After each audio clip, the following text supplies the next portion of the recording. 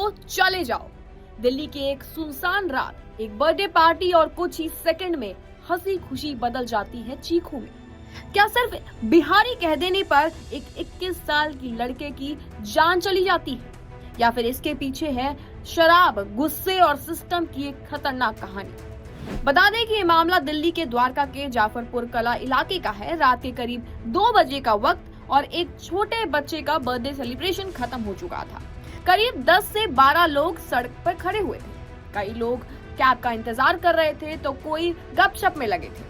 तभी सामने वाले घर में नीचे उतरता है एक शख्स, नाम नीरज बल्हारा, दिल्ली पुलिस का head constable, special cell, anti terror unit का हिस्सा।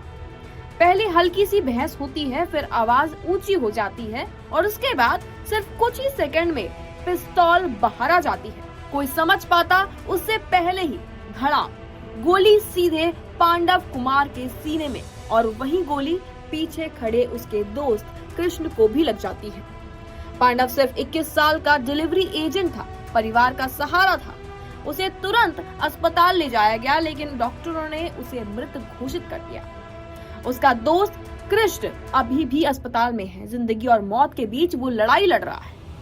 घर में माँ टीबी से जूझ रही है, पिता बिहार के मुजफ्फरपुर से आए मजदूर और अब घर का इकलौता कमाने वाला हमेशा के लिए चला गया है। अब कहानी में आता है एक सबसे खतरनाक एंगल। तो बता दें, परिवार का आरोप है कि बहस के दौरान पांडव को बिहारी कहकर अपमानित किया गया, और जब उसने कहा हाँ मैं बिहार से हूँ, मेहनत करता हूँ, तो उसी बात पर उसे गोली मार दी गई।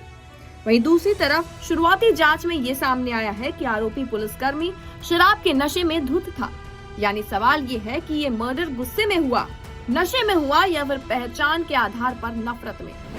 नीरज बल्हारा, उम्र करीब 40 साल, 2006 से दिल्ली पुलिस में, 2019 से स्पेशल सेल में पोस्टेड। रिकॉर्ड बताते हैं जो अब तक साफ हो पाया है कि कई बड़े गैंगस्टर्स को पकड़ने में इसकी भूमिका रही है, लेकिन अब यही शख्स एक मर्डर केस में आरोपी बन जाता है।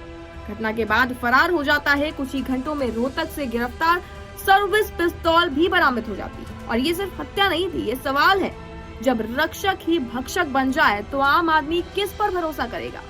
और अगर बिहारी होना गाली बन जाता है तो ये सिर्फ एक शहर की नहीं, पूरे समाज की हार होती है। इस केस में सच क्या है ये जांच बताएगी, लेकिन अभी भी कई सवाल खड़े हो चुके हैं। आप क्या सोचते हैं? क्या ये गुस्से का अपराध है या फिर सोच का?